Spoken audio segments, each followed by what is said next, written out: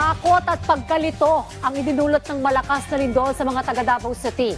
Sa kabila nito, agara naman ang naging evacuation at rescue efforts sa lugar. Yan ang ulat ni Israel Damaulao ng PTV Davao Live. Israel.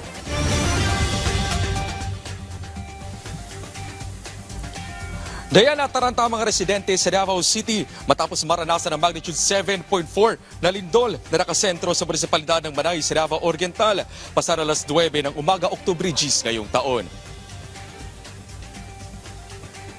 Natakot ang mga residente sa naramdamang pagyanig ng lindol sa Davao City. Sa mga post sa social media, ilang mga eskwelahan ang naapektuhan ng lindol.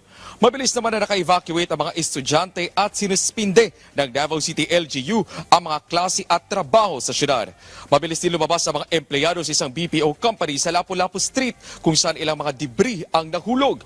Ilang mga pasyente rin sa Southern Philippines Medical Center o SPMC ang mabilis na lumikas sa naturang hospital para mag-evacuate. May mga naka-dextrose at naka-wheelchair na mabilis na tinulungan na madala sa ligtas na lugar. Matinding traffic din ang hatid ng lindol sa iba't ibang parte ng Davao. May iba lumabas na mismo sa mga jeep dahil sa takot ng lindol. Nabidyohan rin ang pagsayaw ng mga poste ng kuryente dahil sa lindol. Base sa report ng Davao City Risk Reduction Management Office, nasa intensity 5 ang naramdaman ng Davao City, kasama ang karatig na lugar.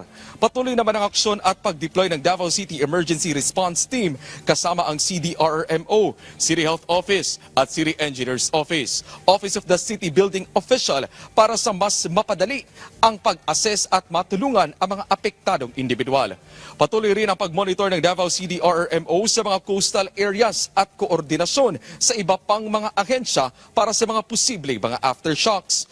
Nakaantabay din ang City Social Welfare Development Office o CSWDO para sa relief operations. Mabilis din na nagresponde ang Bureau of Fire Protection con BFP Region 11 sa nangyaring chemical spill sa 6th floor ng isang eskwelahan sa Davao City.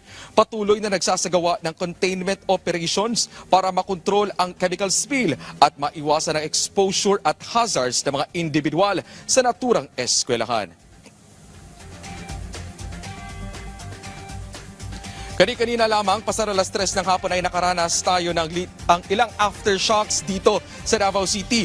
Napatuloy namang binomonitor ng Davao City Risk Reduction Management Office. Dayan. Alright, so Israel, ano ang sitwasyon dyan ngayon ng mga residente sa Davao? Sinasabi mo nga may mga aftershocks, so are they staying sa mga evacuation centers sa ngayon, Israel?